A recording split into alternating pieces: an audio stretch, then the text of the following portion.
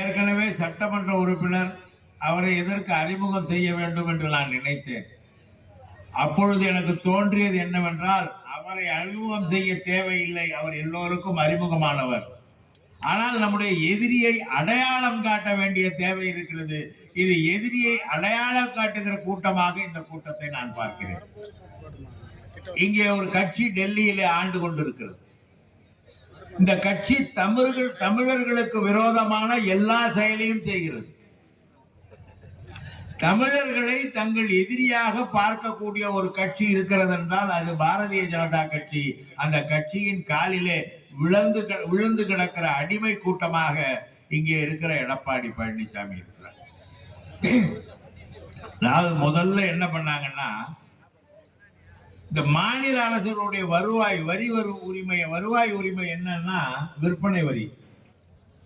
அந்த விற்பனை வரியை இவன் எடுத்துக்கிட்டான், ஜிஎஸ்டிங்கிற பேர்ல எடுத்துக்கிட்டு அதுல முறையா பங்கு கொடுக்கணும் மாநிலங்களுக்கு. அவங்க ஆளுற மாநிலங்களுக்கு அதிக பங்கும், எதிர்கட்சிகள் ஆளுகிற மாநிலத்துக்கு குறைவான பங்கும் கொடுத்துட்டு நம்ம ஏமாத்தலாம். இதை மீறி தலைவர் அவர்கள், நம்முடைய முதலமைச்சர் மு.க. ஸ்டாலின் அவர்கள் பல்வேறு நலத்திட்டங்களை செய்து வரும் பொழுது என்ன சொல்றாங்கன்னா, இவங்க கடன் வாங்குறாங்க. எங்க பணத்தை நீ பிக் பாக்கெட் அடிச்சது சொல்ல மாட்டேங்கிற, ஆனா மக்களை நம்பி மக்களுக்கான திட்டங்களை வகுத்து அவர்களுக்கு செய்யும் பொழுது கடன் வாங்குற குற்றச்சாட்டை வைக்கிறார். எல்லா விஷயத்திலைங்க ஒண்ணும் இல்லை. மோடி சென்னைக்கு வரும் பொழுதெல்லாம், எனக்கு தமிழ்நாட்டுக்கு வரும் பொழுதெல்லாம் எனக்கு தோன்றது ஒரே ஒரு விஷயம் தான். இந்த ஆளுதானே 4 வருஷத்துக்கு முன்னாடி போனாரு, இன்னும் அந்த எய்ம்ஸ் வரலையேங்கிறது தான். யாரை ஏமாற்றுவதற்காக இங்கே வந்து அடிக்கல் நாட்டினா என்று மோடியை கேட்டு விரும்புகிறேன். யாரை ஏமாற்றுவதற்கு? மெடிக்கல் காலேஜ் எய்ம்ஸ் இன்னும் வரல. அதுக்கப்புறம் நாம என்ன பண்ணோம், இந்த கோயம்புத்தூர்லயும் மதுரையிலையும் மெட்ரோ ரயில் கேட்டோம்.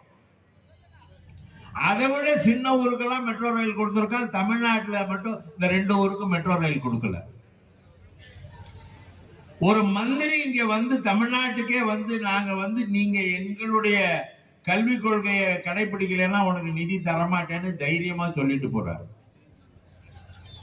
தமிழர்கள் என்றால் ஏமாளிகள், இளிச்சவாயர்கள் என்று நினைத்து அவர்களை வாழவிடக் கூடாது என்று திட்டமிட்டு செயல்படுகிற ஒரு அரசு, ஒன்றிய அரசு இருக்கிறது.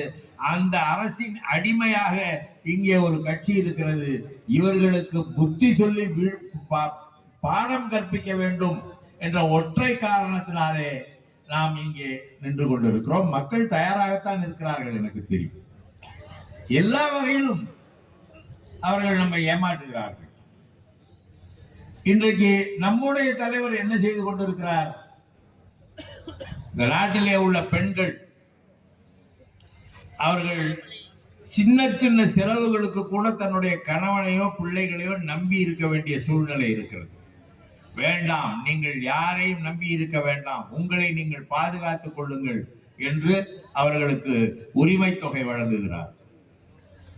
வீட்டு வேலை செய்யும் பெண்கள் சற்று தள்ளி ஒரு வீட்டுக்கு வேலை செய்ய வேண்டும் என்றால் பேருந்திலே பயணம் செய்ய வேண்டும். அதற்கு அவங்க வீட்டு வேலை செய்யறதுக்கு 500 ரூபாய் கொடுத்தாங்கன்னா இந்த பஸ்ஸுக்கு 100 ரூபாய் போயிடும். நீங்கள் உங்களுடைய உரிமை பயணமாக எடுத்துக் கொள்ளுங்கள். அதே போல வீட்டு வேலை செய்யும் பெண்கள் தங்களுடைய பிள்ளைகளை பள்ளிக்கூடத்துக்கு அனுப்பும் பொழுது காலையில அந்த பிள்ளைகளுக்கு உணவு கூட தர முடியாது. இந்த பையன் என்ன பண்ணுவான், பசியில வீட்டுக்கு வந்துருவானே தவிர படிக்க மாட்டான். அந்த பிள்ளைகளுக்கு காலை உணவு திட்டம்.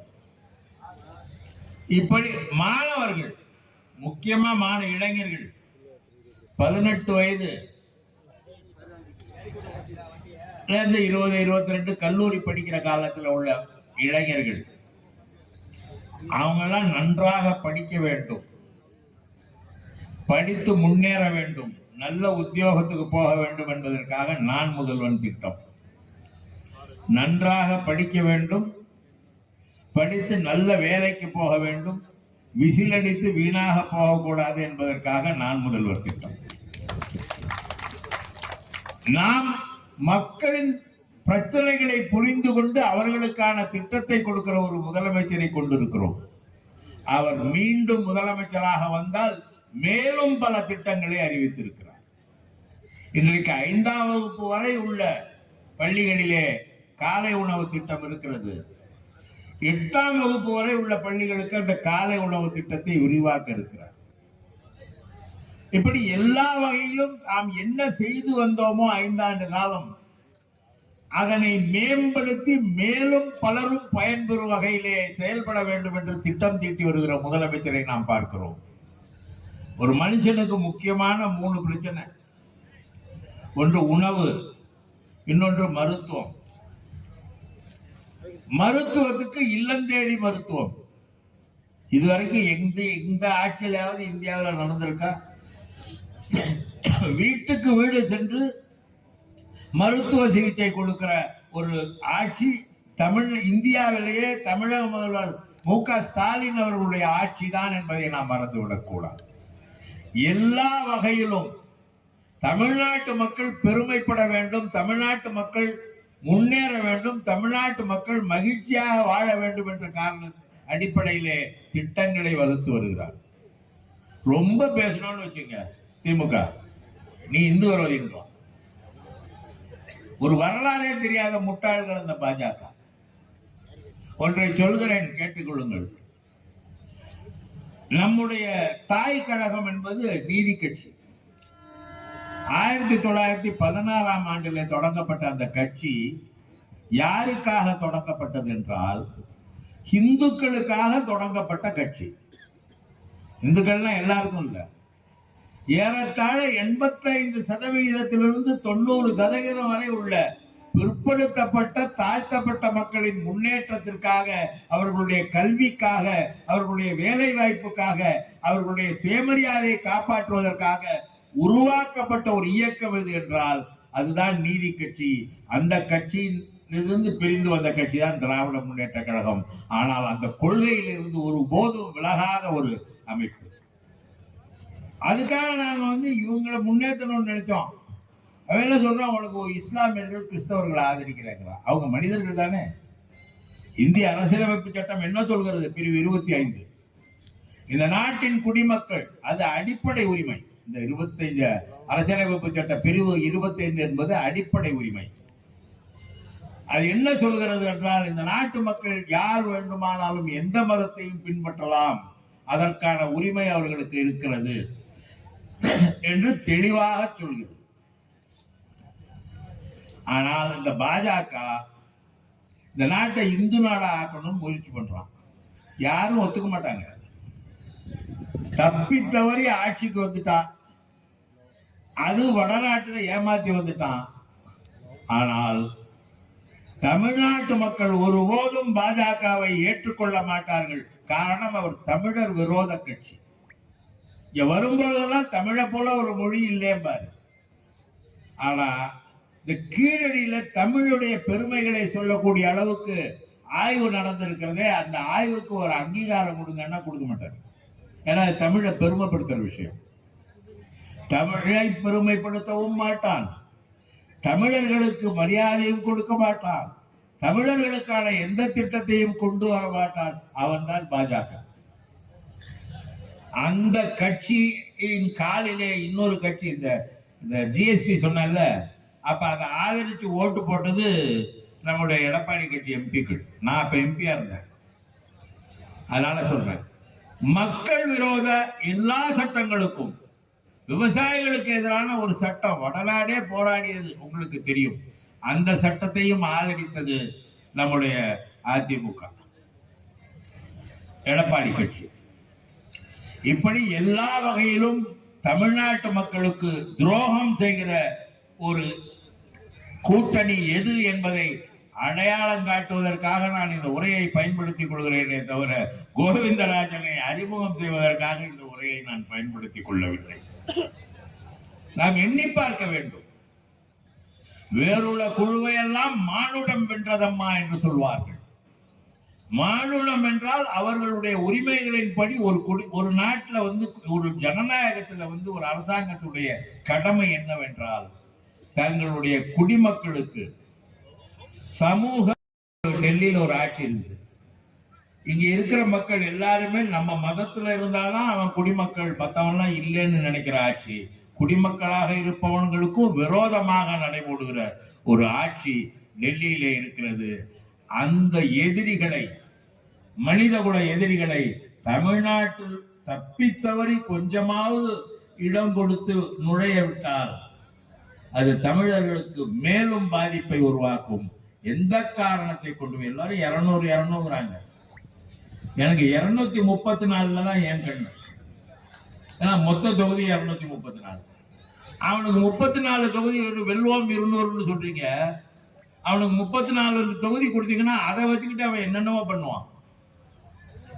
மக்கள் தளபதி மு.க. ஸ்டாலினோடு இருக்கிறார்கள் என்பதற்கு அவர் 3 ஆண்டு காலம் ஆட்சி நடத்திய பிறகு 2021 வெற்றி பெற்று 24 வரை 3 ஆண்டு காலம் அவர் ஆட்சி நடத்திய பிறகு அவருக்கு மக்கள் அளித்த பரிசு, இந்த கூட்டணிக்கு 40க்கு 40 வெற்றி என்கிற பரிசு.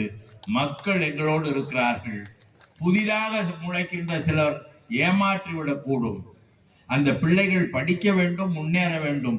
இந்தியாவிலேயே தளபதி மு.க. ஸ்டாலின் வந்ததுக்கு பிறகுதான் தளபதினு சொல்றது வரை கன்ஃபியூஷன் வர. அது இன்னொரு தளபதி மு.க. ஸ்டாலின் வந்த பிறகுதான் இந்தியாவிலேயே உள்நாட்டு மொத்த உற்பத்தியில் தமிழ்நாடு முதலிடத்தை பெற்றிருக்கிறது. ஏறத்தாழ 13% மேல் உற்பத்தி தமிழ்நாட்டில் இருந்து போகிறது என்றால் அதன் சாதனையாளர் நம்முடைய முதலமைச்சர். இங்கே பல்வேறு முதலீடுகள் வந்து பல தொழிற்சாலைகள் தொடங்கப்பட்டு லட்சக்கணக்கானவர்களுக்கு வேலை கிடைத்துக் கொண்டிருக்கிறது என்றால் அதற்கு காரணம் நம்முடைய முதலமைச்சர் மு.க. ஸ்டாலின்.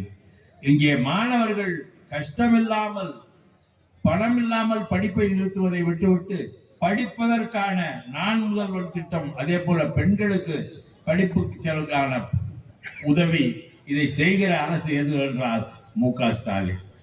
மாணவர்களே, இளைஞர்களே, நீங்கள் படித்து முன்னேறுங்கள், நல்ல உத்தியோகத்துக்கு போங்கள், விசிலடித்து வீணா போகாதீர்கள் என்பதை மட்டும் சொல்லி, இந்த 2 எதிரி,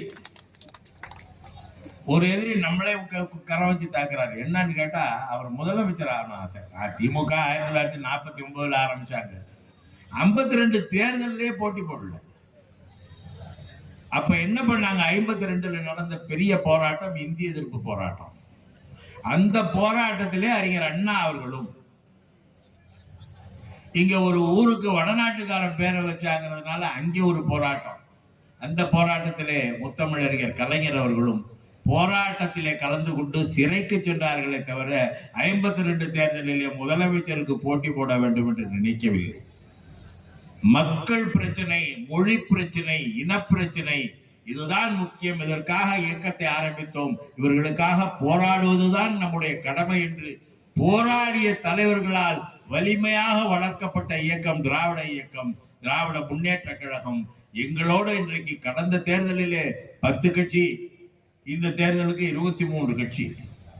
காரணம் எங்களுடைய செயல்பாடுகள், எங்களுடைய முதலமைச்சரின் செயல்பாடுகள் இங்கே அரசியல் கடந்து கொள்கை உறுதி கொண்ட அனைத்து இயக்கங்களையும் ஒருங்கிணைத்திருக்கிறது என்பதை உணர்ந்து அவர்களோடு நாமும் இணைந்து பணியாற்றுவோம்.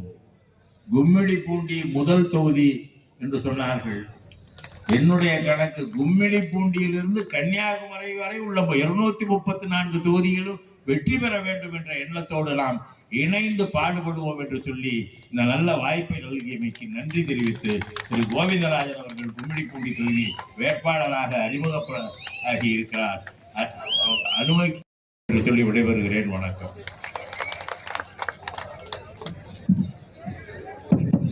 நன்றி. உரை மாவட்ட துணை செயலாளர் எம்.எல். ரவி அவர்கள். மதசார்பற்ற கூட்டணி கட்சியின் சார்பில் இங்கு கலந்து கொண்டிருக்கின்ற அனைத்து கழக